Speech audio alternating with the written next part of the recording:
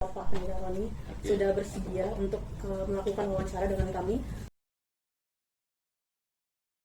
Kami mulai pertanyaannya di ya, Pak.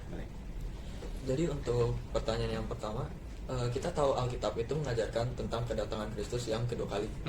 Bagaimana Bapak memahami makna teologis dan historis dari kedatangan Kristus yang kedua? Itu mau sampai selesai aja atau masuk? Bebas. Satu jawab atau gitu? Apakah Bapak bisa pertanyaannya ada 3 sih. Oke. Lanjutnya apa? Keduanya itu apakah itu literal atau simbolis? Ketiganya itu apa saja tanda-tanda kedatangan Kristus yang Bapak yakini masih relevan bagi gereja masa kini? Oke. Kalau kita bicara tentang kedatangan Kristus, maka kita harus memahami dan punya keyakinan tentang Kristus itu ada atau tidak, gitu kan ya. Jadi kalau kita mendasari Kristus itu adalah pribadi yang real atau pribadi yang fiktif, yang kita sebenarnya secara fisik kita nggak pernah ketemu gitu dengan Kristus yang secara manusia ketika dia lahir, melayani, dan kemudian kita hanya membaca kisahnya dan kemudian kita berelasi di dalam doa kepada Kristus. Tetapi di dalam iman Kristen berkata bahwa Tuhan Yesus itu adalah pribadi yang real. Dia pernah lahir, dia pernah melayani, kemudian dia punya orang tua, sekalipun dia dikandung oleh anak darah Maria, seperti itu ya. Dan kemudian dia melayani, dan kemudian dia mati di kayu salib, dan kemudian dia bangkit, dan kemudian dia naik. Nah, ketika kita bicara tentang kenaikan Kristus, maka dia berjanji bahwa ketika dia naik, dia akan datang kembali. Jadi kalau ditanya apakah kedatangan Kristus itu adalah sebuah peristiwa yang akan datang, di dalam iman Kristen berkata iya. Kemudian kita tanya apakah itu peristiwa yang literal akan terjadi? Iya. Makanya dikenal dengan kedatangan Kristus sama dengan akhir dari zaman ini. Jadi kedatangan Kristus yang kedua mengakhiri akan dunia ini, dia datang sebagai hakim yang mengadili semua manusia. Makanya saya coba membaca satu ayat lah ya. Dikatakan di sini di dalam Matius 24 ayat yang ke-30, pada waktu itu akan tampak tanda anak manusia di langit, dan semua bangsa di bumi akan meratap, dan mereka akan melihat anak manusia itu datang di atas awan-awan di langit dengan segala kekuasaan dan kemuliaannya. Jadi kalau ketika dia naik hanya dilihat oleh para muridnya, tetapi kemudian ketika dia akan datang kembali, maka kedatangannya itu dikatakan dengan segala kekuasaan dan kemuliaannya. Pasti lebih besar, lebih agung, dan semua manusia menyadari tentang kedatangan itu. Jadi bukan hanya kedatangan lokal seperti itu di Israel seperti itu, atau kedatangan lokal di Indonesia, tetapi kedatangan yang membuat manusia itu bisa menyadari bahwa Kristus itu sudah datang kedua kali. Gitu. Itu tiga-tiganya udah dijawab.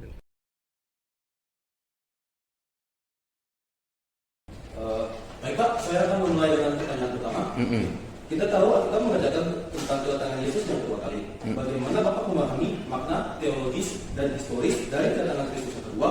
Apakah itu literal atau simbolis? Apa saja tanda kedatangan Kristus yang Bapak yakini masih relevan bagi gereja masa kini? Oke, ada berapa pertanyaan supaya kita atur waktu? Ada 3 Pak. 3, oke, baik. Pertanyaan pertama terkait dengan kedatangan Yesus kedua kali. Memang itu tertulis ya dalam kitab suci ya, Kisah Para Rasul. Setelah Yesus itu bangkit, berkali-kali dia menampakkan diri kepada para rasul gitu ya selama 40 hari, lalu terakhir Yesus diangkat ke surga. Ya kan? Ceritanya kan begitu historisnya ya, yang tertulis dalam kitab suci. Hanya saja kita nggak usah terlalu pusing dengan angka 2 kali, 3 kali, 4 kali. Yang namanya Tuhan mau datang berkali-kali juga bisa gitu ya. Tetapi hal yang perlu kita pahami oleh generasi muda terutama, bahwa kedatangan Yesus kedua kali itu memberikan semacam pengharapan yang sudah terpenuhi, yaitu Yesus atau Tuhan Sang Juru Selamat itu tidak pernah meninggalkan kita. Dia akan selalu menemani kita sampai akhir zaman. Kan begitu dalam Injil Matius ya. Aku akan menyertaimu sampai akhir zaman. Artinya kata 2 kali, 3 kali, 7 kali, lah itu pinter-pinternya orang Yahudi dalam membuat sebuah karya atau narasi spiritual. Di mana 2 kali itu punya makna yang sangat mendalam, di mana Yesus sebenarnya tidak pernah akan meninggalkan kita. Soal kapan datangnya, apa tandanya, dalam gereja Katolik itu ada yang disebut perayaan Ekaristi. Di dalam perayaan Ekaristi itu ada yang namanya anamnese. Anamnese itu mengenang kembali, menghadirkan kembali peristiwa Yesus yang melakukan perjamuan malam terakhir itu. Jadi itu tidak hanya sekedar kalau kita ulang tahun diperingati gitu ya, kelahirannya sendiri udah lewat gitu. Tapi yang disebut anamnesis, kedatangan Tuhan, kehadiran Tuhan itu, ya saat ini kita imani hadir. Dan secara bersama-sama dalam gereja Katolik, minimal dalam 1 minggu itu kan umat Katolik mengikuti perayaan Ekaristi. Nah, dalam perayaan Ekaristi itulah Yesus Kristus hadir. Dari pandangan saya itu apakah udah literal atau simbolis? Nah, itu tadi saya katakan, kekayaan gereja Katolik kalau bicara soal iman itu tidak hanya sekedar simbol, tetapi memang punya makna yang sungguh dialami. Tetapi dalam iman gereja Katolik yang tadi saya katakan, itu beyond, melampaui yang namanya simbol. Bahkan kalau hosti itu kelihatannya yang Katolik ya, di altar diangkat hostinya itu oleh Romo, itu benar-benar tubuh Kristus. Itu benar-benar tubuh Kristus. Tidak hanya simbol hosti putih itu, bukan. Mungkin di gereja lain hosti roti sebagai simbol, tapi gereja Katolik ada yang namanya transubstansiasi, ya, proses perubahan hakikat, perubahan inti dari hosti yang kecil putih itu menjadi tubuh Kristus. Sudah banyak mujizat terjadi, yang namanya hosti putih itu berubah menjadi daging manusia. Di YouTube banyak, di Brazil terjadi, di Argentina terjadi, di berbagai. Maka ada satu santo atau beato ya, namanya Carlo Acutis. Pernah dengar yang Katolik beato Carlo Acutis? Nah, dia mengumpulkan mujizat-mujizat perayaan Ekaristi untuk memahami tadi, apakah kedatangan Yesus dalam gereja Katolik itu hanya sekedar simbol dalam Ekaristi? Tentu tidak. Yesus benar-benar hadir. Apa tandanya? Semua orang berkumpul, semua orang saling mengasihi, semua orang saling mencintai. Itu tanda bahwa Tuhan Yesus hadir di tengah kita. Bagaimana kalau ada masyarakat umat yang konflik dan sebagainya? Nah, itu berarti Yesusnya tidak dirasakan walaupun Yesus ada di situ. Gitu ya. Apakah Bapak sering atau jarang menyampaikan kepada jemaat mengenai pengajaran kemendesakan kedatangan Kristus kedua kali ini? Kalau sering, kenapa? Dan kalau jarang, kenapa? Kalau sebenarnya saya pikir-pikir selama saya 11 tahun, hampir 12 tahun di GKI Karawaci, kayaknya jarang untuk mengajarkan tentang kedatangan Kristus. Cuman karena gini, kenapa jarang? Pertama, kedatangan Kristus itu pasti, tapi kita nggak tahu kapan. Kalau kelahiran seorang anak itu kan kita tahu, prediksi tanggal dia lahir. Tapi kedatangan Kristus itu pasti, dia akan datang. Tetapi kita nggak tahu kapan dia akan datang. Kemudian yang kedua adalah ketika kita mengajarkan tentang apa sih yang lebih penting di dalam mempersiapkan diri untuk kedatangan. Jadi secara eksplisit tidak dilakukan terlalu sering, tetapi secara implisit itu dilakukan. Misalkan, jemaat itu harus hidup benar di hadapan Tuhan. Kenapa hidup benar di hadapan Tuhan? Supaya ketika Kristus datang kapanpun, misalkan nanti malam nih Tuhan Yesus datang kedua kali. Nah, jemaat yang sudah hidup benar di hadapan Tuhan, mereka udah siap sedia tuh, kapanpun dia datang. Alkitab bilang bahwa kedatangan Kristus itu seperti seorang pencuri. Dia datang, tidak ada seorang pun yang tahu. Pencuri itu kan kalau datang ke rumah kita seperti itu, dia nggak WA dulu tuh, saya mau datang ke rumahmu. Kalau dia WA dulu, maka kita udah kunci semua pintu, kita udah lapor polisi. Tetapi dia nggak kasih tahu, tiba-tiba besok barang kita hilang. Nah, Kristus itu digambarkan seperti seorang pencuri. Dia nggak kasih tahu kapan waktunya, tetapi yang dia kasih tahu adalah dia pasti datang. Makanya yang perlu dipersiapkan jemaat di dalam pengajaran adalah menyiapkan mereka kapanpun Kristus datang, mereka harus siap, sedia. Nah, itu. Apakah Bapak sering atau jarang menyampaikan kepada jemaat pengajaran kemendesakan tentang kedatangan Kristus yang kedua kali? Mengapa sering? Kalau sering dan kalau jarang, kenapa? Apakah sering diajarkan gitu ya?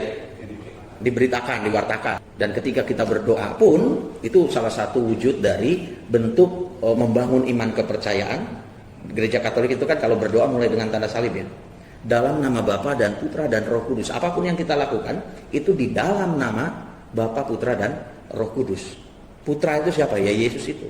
Jadi apapun yang kita lakukan dalam nama Tuhan Yesus. Ada juga yang pakai rumusan demi nama Bapa dan Putra dan Roh Kudus. Kita melakukan ini dasarnya apa? Dasarnya adalah Yesus Kristus dan ajarannya hidup itu. Maka kalau soal kedatangan 2-3 kali, kita hanya perlu menyadari kapan kita sadar, kapan kita tahu bahwa itu Yesus. Bahkan di ruangan ini pun ada Yesus duduk bersama dengan kita. Duduknya tidak di kursi, tetapi di dalam hati kita masing-masing. Jangan terjebak dengan kata 2 kali, 3 kali, nanti ada muncul lagi pertanyaan 1000 tahun bagaimana Pak? Gitu. Ada nggak di list Anda? Kerajaan 1000 tahun ada ya? Itu yang ditanyakan oleh teman-teman Anda. 1000 tahun, saya langsung ke situ saja, nggak apa-apa ya. 1000 tahun, masa hanya 1000 tahun? Kerajaan Allah, kerajaan surga, kerajaan Yesus Kristus itu kalau kita hitung sampai sekarang itu sudah 2025 tahun usianya. Masa hanya 1000 mah kurang? Berarti ada makna di balik kata 1000 itu apa? Abadi, kekal, tak terhingga. Itu 1000. Orang zaman dulu waktu nulis kan nggak kebayang akan ada tahun 2025. Bahkan salah satu suku di mana di Afrika ya, yang hanya menghitung kalender manusia itu, dunia itu hanya sampai 2012. Maka ada filmnya itu kan, ya, hari kiamat, karena kalendernya habis. Nah, tidak demikian dengan kerajaan Allah, kerajaan Yesus yang disebut gereja itu kekal abadi, maka disebut 1000 tahun. Artinya itu waktu yang tidak terbatas. Nah, ini anak-anak muda berpikir kritis, bukan berarti nggak percaya akan mukjizat ya, tetapi kita punya pemaknaan simbolis yang mendalam. Artinya kasih Allah itu terus selama-lamanya. Kerajaan Allah itu artinya apa? Allah yang meraja di dalam diri kita, Allah yang memimpin kita. Siapa itu raja? Raja itu adalah pemimpin pertama dan utama. Kalau disebut kerajaan, berarti Allah itu memimpin hidup kita. Itu maknanya.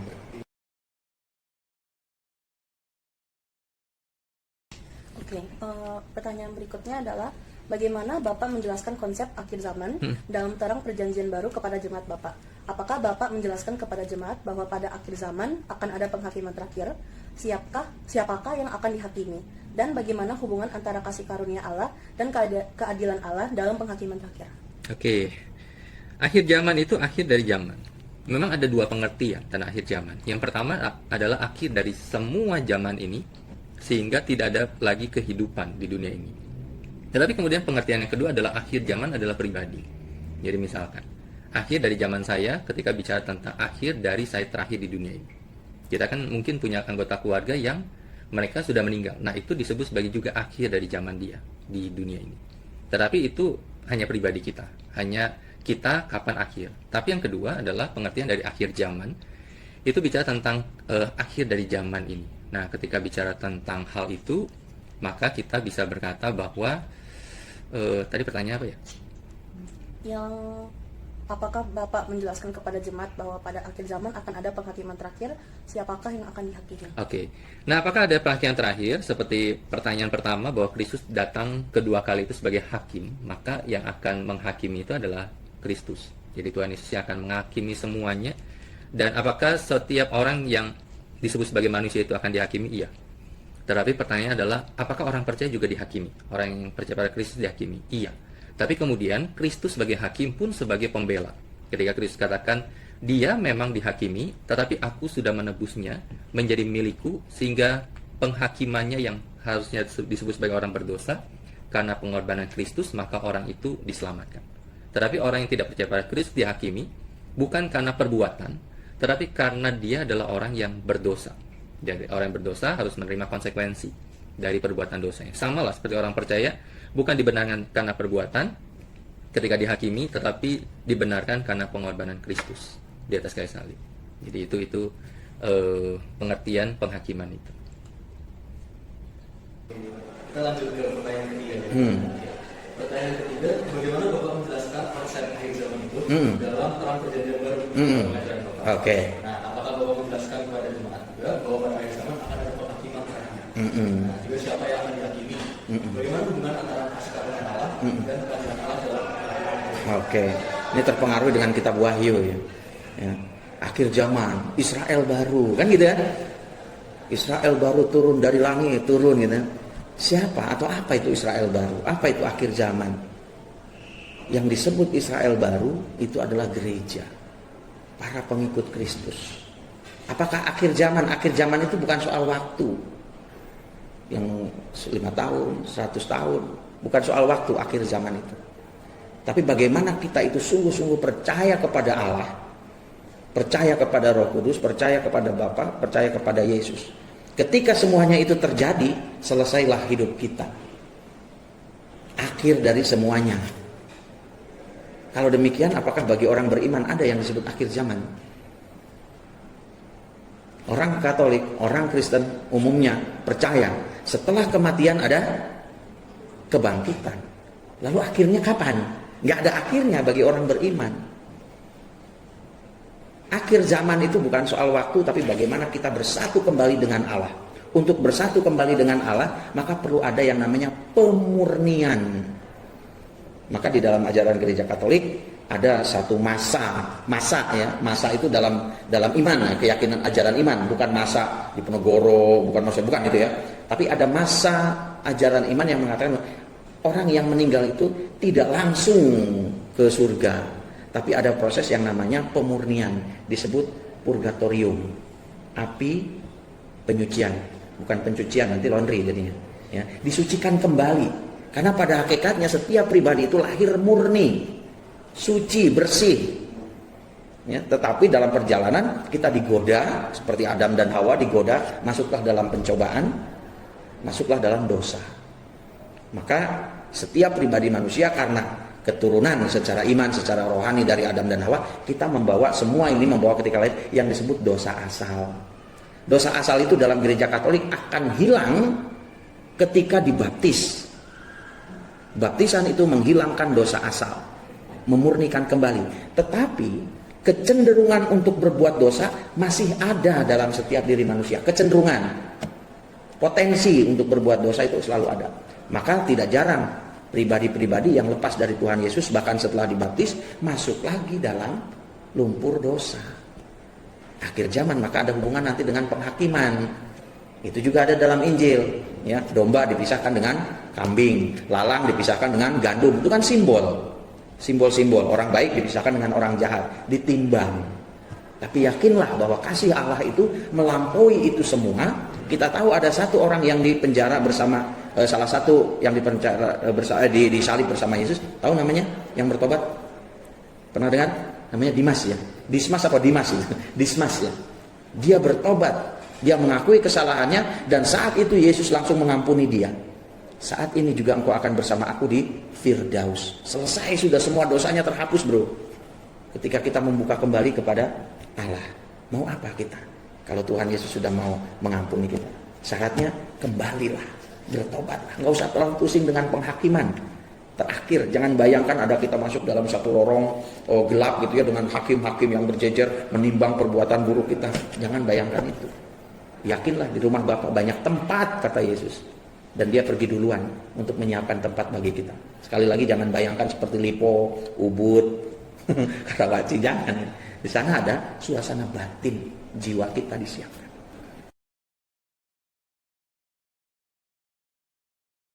Oke Pak, untuk pertanyaan selanjutnya, dikatakan bahwa saat kedatangan Kristus yang kedua kalinya akan terjadi kebangkitan tubuh.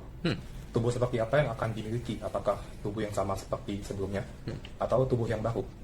Nah, terus bagaimana sih cara pengharapan akan kebangkitan tubuh tersebut mempengaruhi cara hidup orang percaya sampai sekarang, Pak? Oke, ini menarik. Jadi kalau bicara tentang kebangkitan tubuh, seringkali orang gambarkan bertanya, apakah tubuh ini seperti kita nih? Kalau tubuh kita seperti ini, maka ada orang yang berkata gini, kasihannya kalau orang yang semasa hidup punya tubuh tapi nggak lengkap. Jadi misalnya nggak punya tangan, nggak punya kaki, seperti itu. Tapi kemudian tubuhnya dia meninggal, terus tubuhnya dibangkitkan seperti dia hidup.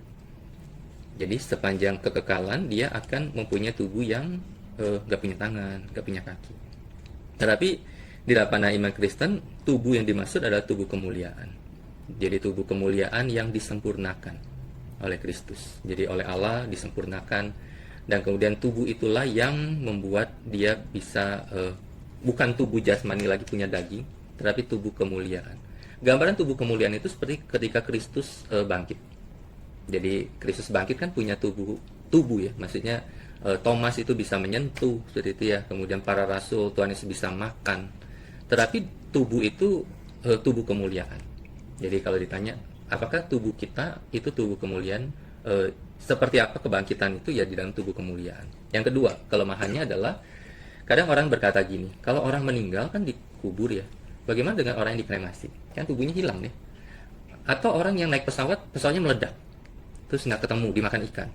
Nah berarti bukan bicara tentang tubuh fisik, tapi tubuh yang sudah diperbaharui oleh Tuhan. Oke. Bahwa saat kedatangan Kristus kedua kali akan terjadi kebangkitan tubuh. Tubuh seperti apa yang dimiliki? Tubuh yang sama seperti yang dimiliki sebelumnya atau tubuh yang baru? Mohon penjelasannya Pak, bagaimana pengharapan akan kebangkitan tubuh mempengaruhi cara hidup orang percaya sekarang? Oke. Ini ada kaitannya dengan ajaran ini ya, bahwa manusia itu terdiri dari jiwa, raga gitu ya, lalu ada roh gitu kan. Apakah ketika kematian ada kebangkitan badan? Apakah badannya sama dengan badan kita ini? Tentu bukan. Ya, bukan badan daging seperti ini. Tetapi sesuatu yang menjadi tempat bagi jiwa raga kita ya, untuk bersemayam. Bukan berarti inkarnasi, saya tidak bicara inkarnasi ya. Setelah kematian jadi kucing, jadi sapi, enggak. Bukan itu. Tetapi dalam kacamata iman, ajaran iman, kebangkitan badan itu terjadi. Pak, bagaimana orang yang dibakar? Nah, itu berarti jatuhnya di badan ini. Tapi yang kita bicarakan adalah soal badan rohani. Bahwa jiwa itu perlu yang namanya raga. Raga yang membuat orang bisa kelihatan, raga yang bisa membuat orang itu diraba, dirasa dan sebagainya. Kan gitu ya. Maka dalam anamnesis tadi saya katakan, Yesus pun yang sudah mati, yang sudah wafat, wujudnya apa? Ya hosti putih itu. Kita belajar dari Yesus. Hosti putih itu ketika orang Katolik menerima tubuh Kristus, bahasa gini, tubuh Kristus. Dijawab oleh orang Katolik apa? Amin. Amin artinya apa? Setuju bahwa hosti putih itu adalah tubuh Kristus. Apakah itu bentuknya daging? Tidak. Tetapi dalam kacamata iman, ajaran iman, sesuatu itu adalah benar-benar tubuh Kristus, benar-benar makanan. Kenapa? Karena Yesus sendiri mengatakan, tubuhku adalah benar-benar makanan, darahku benar-benar minuman. Orang yang tidak siap dengan ajaran itu, zaman Yesus pun sudah pada pergi, meninggalkan Yesus. Disebutnya apa? Ajaran iman Kristen itu kanibal. Kanibal itu apa? Makan orang gitu ya, bukan itu. Maka konsep tubuh pun jangan dipahami daging ini, tetapi sesuatu yang membuat iman kita itu tidak sia-sia karena bisa dirasa, dinikmati, dialami. Iman kita itu bukan sesuatu yang mengawang-awang sehingga kita harus teriak Allahu Akbar gitu, nggak perlu. Allah ada di sini, kita tinggal panggil, Tuhan Yesus temani aku mau ujian, Tuhan Yesus temani aku, temanku ngajak ngedate, lindungi aku. Jangan sampai aku larut dalam pergaulan bebas. Kan gitu. Yesus ada di dalam tubuh kita ini.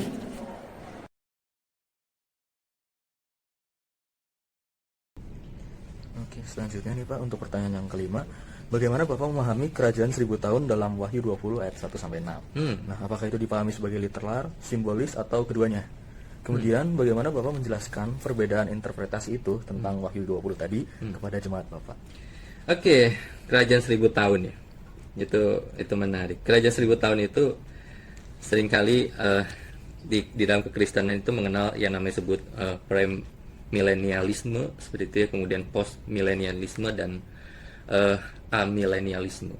Jadi kalau di dalam konsep gereja yang saya layani di GKY itu memahami memang banyak pemikiran-pemikiran kita ini akan menjalani itu bicara tentang kedatangan Kristus yang kedua akan terjadi sebelum pemerintahan 1000 tahun, atau milenium dulu akan terjadi sebelum kedatangan Kristus, 1000 tahun baru Kristus datang, seperti itu. Atau yang ketiga adalah amil, jadi yang menolak interpretasi literal 1000 tahun seperti seperti yang terdapat dalam Wahyu pasal yang ke-20.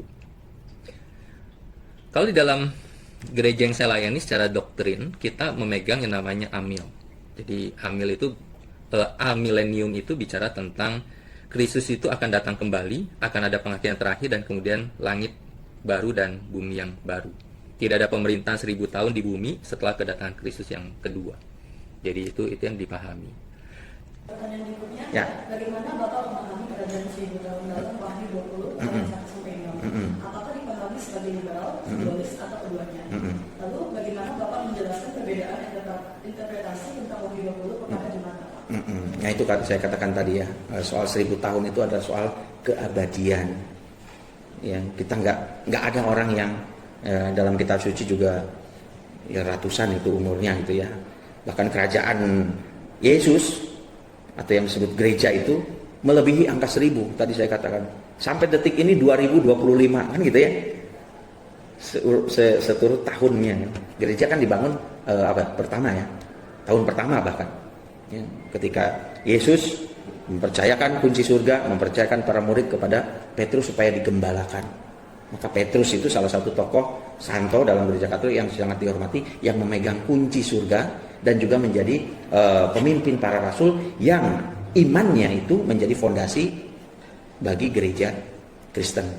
Dulu kan Kristen nggak ada Protestan, Katolik pun baru kemudian. Yang ada adalah Kristen, pengikut Kristus.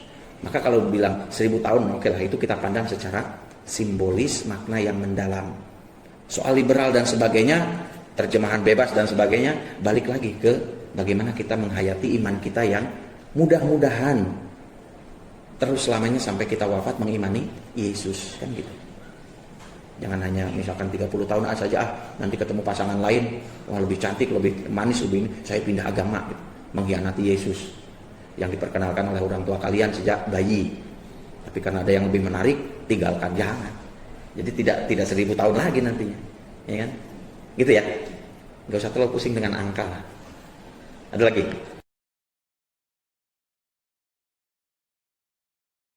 Berikutnya Pak, pertanyaan yang ke-6.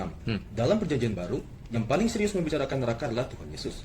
Bagaimanakah Bapak mengajarkan kepada jemaat mengenai realitas neraka? Apakah itu tempat literal atau metaforis? Mohon penjelasannya Pak. Oke, neraka ya. Neraka itu, kalau saya bilang gini, kita sepanjang saya hidup ya, orang selalu bicara tentang surga dan neraka. Tapi orang juga nggak takut-takut amat tentang neraka. Ya. Artinya manusia itu, kalau itu real atau tidak real, seseorang itu, banyak orang nggak takut dengan neraka. Bahkan ada orang yang bilang, gak apa-apa lah saya masuk neraka, yang penting hidup di dunia ini saya bersenang-senang gitu. Apakah neraka real? Pertanyaannya adalah apakah surga juga real? Surga dan neraka itu bukan bukan hanya gambaran, tetapi real. Tetapi kalau ditanya seberapa real neraka itu, gambaran neraka itu gimana? Saya sejak kecil selalu dibilang neraka itu banyak api. Api itu yang membakar kita, terus sudah terbakar, habis, kita bangun lagi, dibakar lagi. Suatu hari saya pernah ke sebuah rumah ibadah seperti itu ya, digambarkan di pagar itu orang yang melakukan dosa, dengan hukumannya si iblis itu bawa tombak, kalau dia lidahnya jahat dipotong, tumbuh lagi lidahnya. Tapi pemahaman kita neraka itu memang real, tetapi apa yang paling menakutkan di neraka? Bukan apinya. Kalau andai kata di neraka itu ada api yang tidak pernah padam, bukan apinya yang buat manusia itu menakutkan bagi manusia. Bukan dihukum, habis, terbakar, bangun lagi.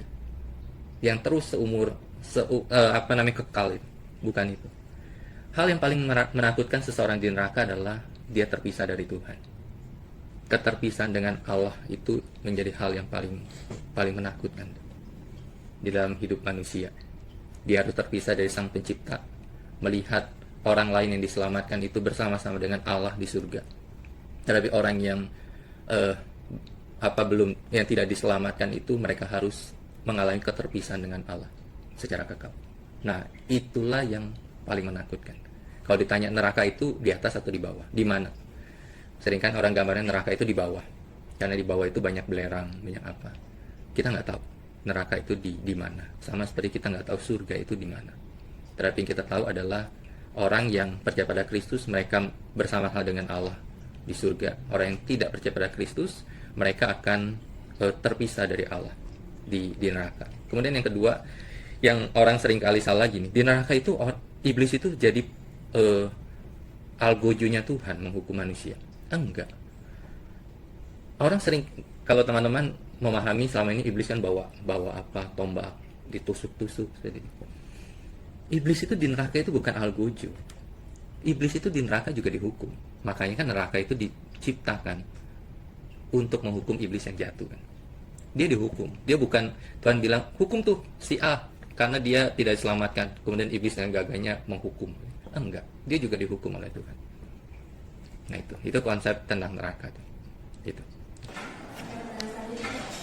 Dalam perjanjian baru yang paling sering membicarakan mengenai neraka adalah Yesus. Bagaimana Bapak mengajarkan kepada jemaat mengenai realitas neraka? Apakah tempat itu literal atau metafor? Jadi neraka, surga itu bukan soal tempat. Itu soal keadaan di mana jiwa kita berada. Jiwa kita bersemayam. Surga bisa kita rasakan sekarang, bisa. Neraka bisa. Coba aja papa mama terus berantem di rumah. Yang dirasakan apa? Aduh, rumah ini udah kayak neraka. Kan gitu bahasanya. Berarti neraka itu kurang lebih seperti itu. Panas suasananya, hatinya tidak tenang. Kebalikan dengan surga.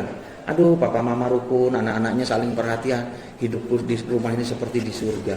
Artinya apa? Ada kedamaian, sukacita, kegembiraan, itulah surga. Itu yang diwatakan oleh Yesus ke dunia. Kerajaan Allah sudah dekat. Itulah surga. Apa syaratnya? Syaratnya adalah mendasarkan hidup kita pada ajaran kasih, cinta kasih. Bangun dalam iman dan kuatlah dalam pengharapan. Itu cara membangun surga. Jadi bukan membangun bangunan, tempat dan sebagainya. Walaupun kadang-kadang kita digoda. Wah, healing kemana, lihat alam semesta yang sangat bagus. Wah, welcome to heaven. Kan gitu ya. Artinya apa? Suasana batin kita melihat itu damai. Berarti bukan pandangan pemandangannya, tetapi hati kitanya yang damai. Itulah surga. Balik lagi ke hati kita.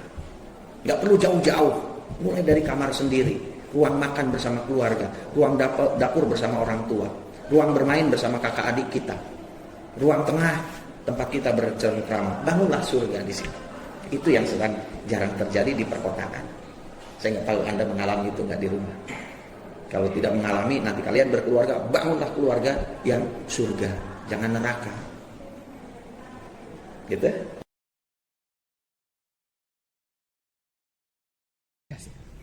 Untuk pertanyaan terakhir ya Pak, bagaimana Bapak menjelaskan keadilan Allah dalam menghukum kekal manusia di neraka bagi mereka yang menolak Kristus?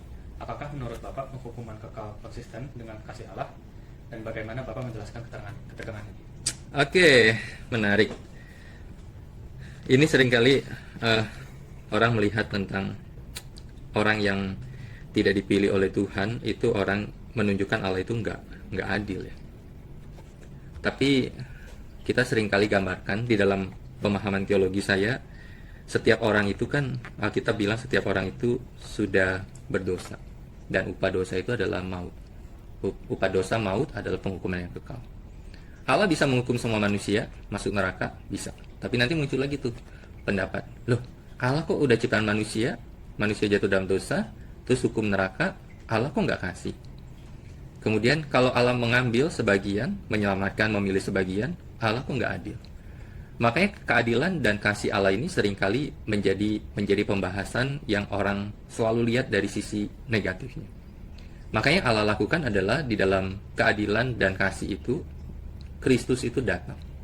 Kristus itu datang, dia mati di kayu salib untuk menebus manusia, menyelamatkan manusia. Dan orang yang menerima Kristus sebagai Tuhan dan Juru Selamat adalah orang yang dipilih, dan kemudian dia tunjukkan pemilihan bahwa dia orang dipilih dengan dia percaya dan menerima Kristus, dan kemudian dia jadi anak Allah, diselamatkan, dan dia hidup sebagai anak Tuhan. Nah ini yang akhirnya kalau kita memaknai tentang pengorbanan Kristus, maka membuat kita melihat iya ya, kita nggak bisa bilang Tuhan itu nggak adil untuk sesuatu yang sebenarnya Tuhan nggak punya kewajiban untuk menyelamatkan kita. Contoh deh teman-teman, kalau kita punya barang rusak, kita nggak punya kewajiban untuk memperbaiki sebenarnya. Benar kan ya, kalian punya handphone kalian rusak, mati total. Padahal di tabungan kalian punya 10 juta. Kalian nggak punya kewajiban untuk perbaiki handphone. Tapi kenapa kalian punya kewajiban akhirnya memperbaiki handphone itu? Handphone nggak bisa bilang gini, kamu kok jahat ya, nggak perbaiki saya. Handphone nggak bisa bilang gitu. Kenapa? Karena handphone itu adalah milik kita. Dan yang bisa kita lakukan adalah kita tinggal pilih handphone itu kita mau buang atau kita perbaiki, atau kita jual. Nah, itu halnya sama dengan keselamatan dari Tuhan. Makanya di dalam ketegangan antara kasih dan keadilan Allah ini, maka Kristus itu menjadi diutus oleh Allah Bapa, Allah Putra diutus oleh Allah Bapa untuk hadir menyelamatkan manusia yang berdosa itu. Masih ada pertanyaan terakhir. Bagaimana Bapak menjelaskan keadilan Allah dalam menghukum kekal manusia di neraka bagi mereka yang menolak Kristus? Apakah menurut Bapak penghukuman kekal konsisten dengan kasih Allah? Bagaimana Bapak menjelaskan ketegangan? Oke, dosa yang tidak terampuni adalah dosa menolak Roh Kudus. Itu kata Yesus. Kalau kita menolak Kristus, menolak Yesus, masih bisa diampuni. Buktinya apa? Orang Israel tidak hanya menolak, orang Yahudi tidak hanya menolak, tapi memukul, menyiksa, membunuh Yesus, tapi bisa diampuni. Tapi kalau orang sudah menolak Roh Kudus, itu sudah tidak terampuni. Maka dalam Injil dikatakan dosa yang tak terampuni adalah dosa menghujat Roh Kudus, menolak Roh Kudus. Kenapa Roh Kudus itu begitu dahsyat? Roh Kudus itu ada dalam diri kita. Bahasa Yunaninya adalah ruah, roh. Kalau itu sudah kita tolak, tolaklah. Tahan. Adalah Roh Kudus. Mati. Roh, ruah. Pak, apakah berarti nafas kita itu adalah roh Allah? Itu roh kita. Kita menjadi baik sesuai dengan ajaran iman, ajaran gereja kita. Itu karena diajarkan oleh Roh Kudus itu. Maka roh pada dasarnya ada dalam diri kita. Itu ya bro. Jadi kalau kita menolak itu sama aja dengan menutup hidung, menutup mulut, tidak bernafas. Makanya tidak terampuni. Orang yang tidak terampuni, kata Paulus apa? Buahnya atau dampaknya? Mati. Orang yang diliputi oleh dosa, buahnya adalah kematian. Kematian kekal. Apakah itu hukuman? Allah tidak menghukum. Yang menghukum manusia adalah manusia itu sendiri karena punya kecenderungan berbuat dosa tadi itu.